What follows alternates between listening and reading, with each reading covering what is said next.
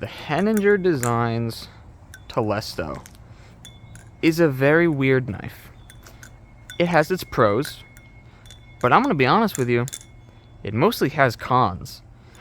This knife is, of course, very close to my online name, which is why I originally took interest in it. I was like, hey, that's kind of funny. What if I had a knife that's basically the exact same as my name with one less letter? So I borrowed this from a friend, and I've been trying it out, and let's talk about the good first, is that flipping-wise, it's pretty fun. It's kind of similar to machine-wise knives, which I know a lot more people have tried, so I'll kind of do that comparison. Similar to machine-wise knives in the fact that it's very long, it's very, there's a lot of blade weight. It's not necessarily blade heavy, it still is neutral enough you can do most tricks on it, because a lot of people say that the Prismas and the Serifs and stuff are blade biased. They're really not. I hate to break it to you guys, but blade biased knives are really, really bad to flip. There's genuinely no positives to a blade heavy knife, and I feel like a lot of people just say they're blade heavy because of the long blade and the momentum they carry. They're really not. They are fairly neutral. They just have a different momentum. Don't confuse balance and momentum. Very different. But this kind of has a similar thing going on, where it has a lot of blade momentum because of the long, chunky blade, which, as you can see, is about the whole length of the handles, and it is absolutely massive. So it has a lot of momentum, and it fans absolutely beautifully. Same thing with the machine-wise knives, but I think the Telesto does it maybe a little bit better. If you like fans, you should 100% try a Telesto. I wouldn't know if I would say buy one, which I will talk about in a second, but definitely try one, because they fan really, really interesting. Very well. Interesting in like a good way. Like, they fan and they just keep going. Probably one of the strongest sense of like, wow, this thing will just keep going forever I've ever felt on a battle song. Very cool.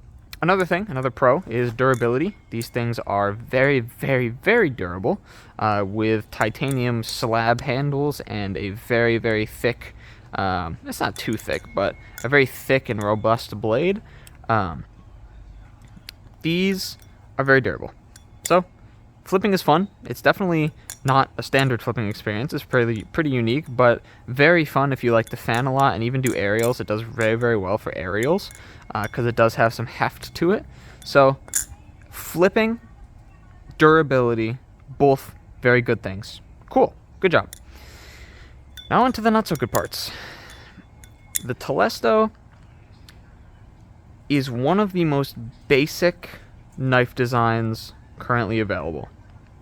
What I mean by that is you have a knife here with two hole cutouts. Two cutouts. Nothing on the side of the handle. No face texturing. No jimping.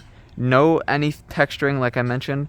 Just flat chamfers on the sides and corners of the handles. So literally, two cutouts, flat chamfers, nothing else on the handles. The blade is a very, very, very basic Tonto shape. In fact, quite literally like what I would consider default Tonto shape. So, incredibly basic handles, a completely unoriginal blade. And I say unoriginal, but it's not really like a bad way. I like the blade shape, but the problem comes when you hear the price of this thing is sitting almost at $900 if you get a sharpened one, which I think sharpened should be the default you sell them at if you're selling a live blade, but regardless, that's an extra $20 charge for some reason. This is one of the most basic designs for a balisong I have ever seen. Now that's not necessarily a problem, because having a sleek, well-designed, robust, good flipper is cool. I'm all for that. The thing I am not all for is that this thing costs almost $900. And I'm not trying to undermine Forrest's work, because I understand, before anyone says anything, I understand making a balisong is very difficult, it is very expensive, and it takes time. However, there is a certain price to performance and price to feature ratio that this thing completely just ignores. How are you about to charge more than a Tsunami, more than an Opus, more close to some JK Design knives, more than most grails that most people own, when you have 2 hole cutouts, no jimping? On the newer ones he has jimping, but that doesn't save it. It still is the same problem. 2 hole cutouts, an extremely basic blade. Even the other recurve, like the kind of drop point blade, I don't know what it's called, but the one that's curved instead of being Tonto, same exact thing. Incredibly basic, completely unoriginal. How are you going to charge almost $900, like $850 to $900, somewhere in between there, for something with no texturing, 2 hole cutouts, jimping on the new models, but that's really it, and a completely unoriginal blade shape?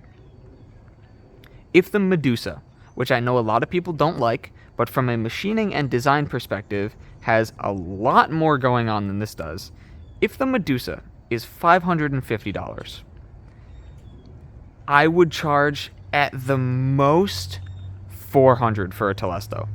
Because when you think about it, same materials, all he's doing is taking a block of titanium, milling these cutouts in, and in terms of finishing, that's kind of it. There's no surface texturing. There's no extra work that needs to be done in terms of, well, of course, let me rephrase that. Of course, there's actual finishing, tumbling, there's the extra sharpening of the blades, there's blade finishes, there's a whole lot of work that needs to be done from a milling perspective. That's the word I meant to say. And then, of course, you have anodes and actual tuning and all that, which I will say Forrest does one hell of a tune. I will give him props for that. The tuning on the Telesto is awesome. Good job, that one, Forrest.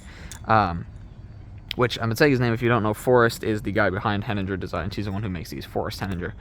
From a machining standpoint, that's it. From a machining standpoint, this is one of the most basic and frankly uninteresting knives on the market. And the fact that it costs almost $900 is the part that I really do not like. My opinion would be completely different if this was a $300 knife. An entry-level, titanium, very basic, but it's in order to keep the cost down. To me, this feels like if Dalen from MachineWise said, I'm going to make the most budget titanium trainer I could, and came out with this. And I would be super hyped for that. But the fact that this is considered a collection kingpin kind of grail, like this is your king grail balisong, and it's this, is very underwhelming. I'm just kind of disappointed that this price tag comes with this little ingenuity.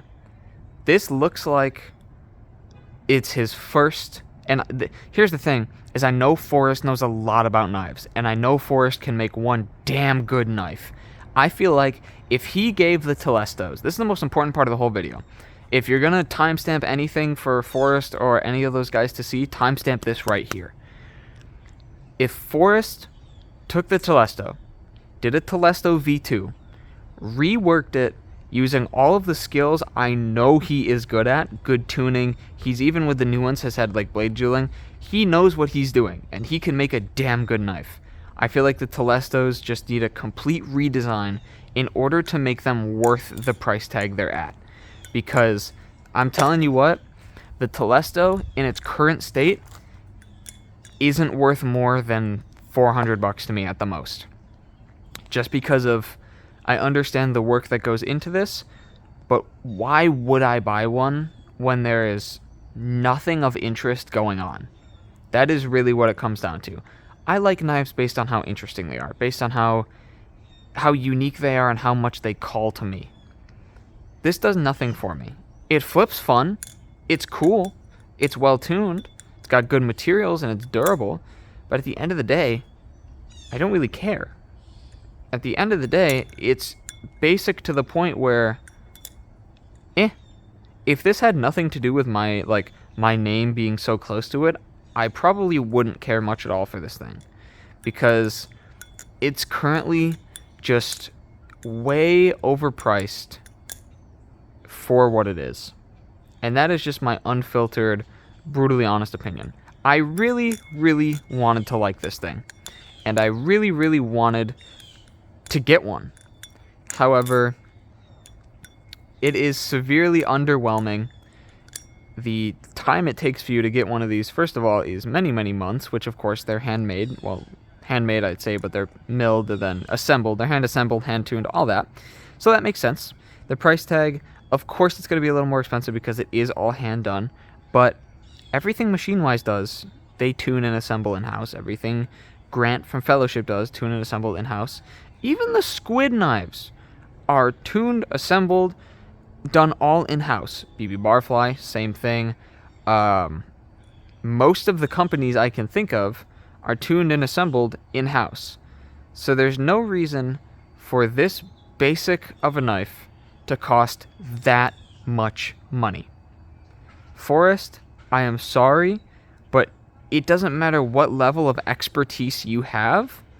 If your knife has nothing going for it and nothing interesting to offer to me, I don't want it. And I'm not trying to undermine, like I said, Forrest's work, because I completely understand I could not do this. Me, myself, I can sit here on YouTube and talk all I want about how, oh, don't buy this knife, it's too expensive. I couldn't do this. I couldn't get this rolling. I'm going to be completely honest, I could not tune this well. I could not design this well flipping of a balisong. But when you're stacked against competition, it is my job to provide the options and to provide the opinions that people rely on in order to make decisions if they should spend this much money on something. The knife itself, I kind of like. It's fun. It's very durable. It's cool. Just the price. If this thing is going to remain at the price it's at, I really do not see a point in buying one. It is a lot of money for something that has nothing to offer besides a somewhat cool flipping experience. And not even a very unique flipping experience, I'll say. It's been done before. It's done very well here. It's still a very fun knife. But if you're gonna spend this much money on a knife with this kind of flipping experience, get an Opus, get a Seraph. There's just really no point in buying a Telesto in its current state. Forrest, my message to you, you have the skills to make a really, really fucking good knife. You just need to think a little more about the design. You just need to put a little bit more nuance and a little bit more of that modern flair into your design, and you'll be good. I want to see some handle texturing. I want to see some smoother chamfers because it's just kind of uncomfortable. And I know chamfers and rounding of the handles and all that are something that is kind of subjective. I like my Sirius, which has flat sides. Overall, I prefer rounded sides. And I'm not talking about like rounding like the Tsunami. I'm just talking about the chamfers themselves. I prefer a little bit more rounding because it's more comfortable. But it's got nothing going on for it. It's not very interesting. It's kind of uncomfortable, especially during chaplains. This inside groove here on the inside of the channel is very uncomfortable. I have marks on my finger from this thing just smacking against me. It's not great. So it's a knife that doesn't have too much going for it. It's kind of uncomfortable. It's fun to flip. Definitely is. It's well tuned. Very durable. But realistically, when I set this down, there is nothing calling me to pick it back up to flip. There just isn't. And that is how you know I don't really care for a knife. Oops. I really wanted to like this thing, and I think flipping-wise, it's fun, and tuning-wise and durability, it's great, so it just needs a redesign. It just needs some modern features, just needs some upgrades, and then maybe it'll be worth the price. But in its current state, it's just not worth the price. I'm just a little bit disappointed that this is how this thing feels. But that's really it. Those are my thoughts on the Telesto. Kind of disappointed, but at the end of the day, it's your money. If you want to buy one, absolutely go for it. I'm not going to be the one to tell you. I am here to be the voice of somebody who doesn't have thousands of dollars to throw at knives. If I'm buying a knife of this price range, it is going to be my one and only Kingpin Grail balisong, and I will cherish it with my life. I would not do that to this knife. It's just not that interesting to me. So, take that how you will. Thank you guys very much for watching. I will see you all very, very soon with some more very, very interesting videos. And yeah, Thank you guys for watching. I'll see y'all soon. Peace out.